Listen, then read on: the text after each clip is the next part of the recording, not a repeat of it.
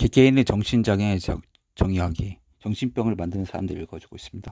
정신장애에 대해 일반적으로 유용한 개념을 정의할 수 없다는 것은 나쁜 소식이지만 아주 좋은 소식이 균형을 잡아준다. 정신장애의 각각을 정의하는 일은 제거 없이 쉽다는 문제입니다. 1980년대 DSM-3가 도입한 방법은 간단하고 효율적이다. DSM은 각각의 장애를 묘사할 때 어떤 증상이 있어야 그 장애로 정의되는지, 그 증상들이 얼마나 많이 있어야 되는지, 지속 기간이 얼마나 되어야 되는지 상당히 정확하게 명확한 기준 집합을 함께 제시한다. 일례로 우울증 에피소드, 사파는 다음에 나열한 증상들 중 5개 이상이 동시에 나올 때, 또 그것들이 2주 이상 지속될 때, 또한 그것들이 임상적으로 심각한 불안이나 손상을 일으킬 때 정의다. 해당되는 증상은 우울한 기분, 의욕상실, 식욕부진, 수면 교란, 피로, 과민함, 죄책감, 근심, 자살 충동이다. 지난 30년 이상 세계 곳곳 임상애들이 이 기준을 합의된 정의로 사용했다. 이후 증상들 중 5개가 아니라 4개만 나타난다면, 혹은 지속기간이 2주가 아니라 1주라면, 혹은 그로 인한 손상이 그다지 심각하지 않다면 의사들은 임상적 우울증으로 진단하지 않는다. DSM에는 이런 기준 집합이 장애마다 하나씩 총 200개쯤 실려있다.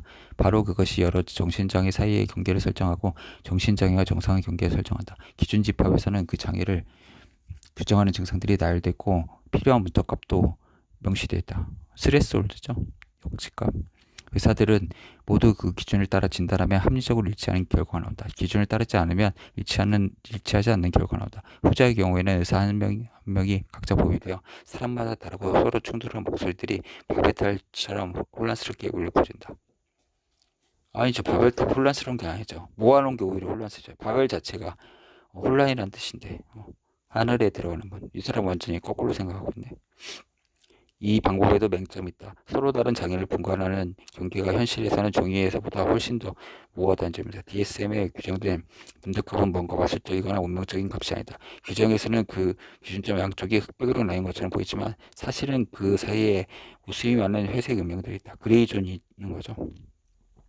중증 우울증에서 5가지 증상과 2주 기간이 필요하다는 규정은 상당히 임의적인 선택일 뿐 과학적으로 필연적인 선택은 아니다. 기준점을 좀 더 높게 잡아서 가령 6가지 증상과 4주 기간으로 규정하는 것도 얼마든지 가능했다.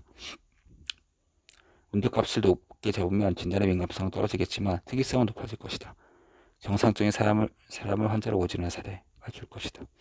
민감성과 특이성은 서로 얽힌 속성이다. 하나를 높이면 하나가 꺾일 수밖에 없다. 둘사이에는 필연적인 교환관계가 성립하므로 우리는 과잉진단과 과소진단의 유형과 편익 사이에서 적절히 균형을 잡아야 된다. 최종적으로는 어디에 기준을 둘 것인지 하는 문제는 결국 개인적 의견일 수밖에 없다. 과학적 연구에서 한 문제값을 다른 것보다 선호하라는 답이 명확하고 설득력 있게 나오는 일은 없다. 일단 기준 집합을 설정했으면 타당한 이유가 있을 때마다 다시 바꿔야 한다. 그렇지 않으면 세계는 비단 이무적일 뿐만 아니라 일관되지 못하고 혼란스럽기까지 할 것이다. 그런데 그러자니 또 문제가 있다. 현재의 범주들과 문제값들은 35년 전에 만들어진 게 많은데 당시에는 민감성을 높이는 것이 중요한 목표였다. 민감성은 그래 진단돼야 되는 환자 거죠. 진단받아야 할 사람들이 진단되지 않는 사례가 너무 잦았기 때문에. 그러나 지금은 상황이 급변했다. 오히려 특이성 부족이 큰 골칫거리다. DSM-3 이전에는 진단이 너무 적게 내렸지만 지금은 진단 인플레이션 현상 때문에 진단이 너무 많이 내려진다. 우리가 문턱값의 심각도와 지속기간을 상향 조절한다면 정상을 구하고 과잉 진단을 바로잡는 데 유용하겠지만 그 대가가 체계가 불안정해 민감성이 낮아질 것이다. 둘 다 가질 수 없다. 기준 집합에 의지하여 장애를 정의하는 이 기법에서는 균형 잡기가 어려운 본질적인 교환관계 하나 더 있다. 신뢰성과 타당성의 교환관계다. 신뢰성이란 합의와 일관성을 뜻한다. 서로 다른 임상의들이 한 환자를 봤을 때 같은 진단을 내릴 것인가 하는 문제다.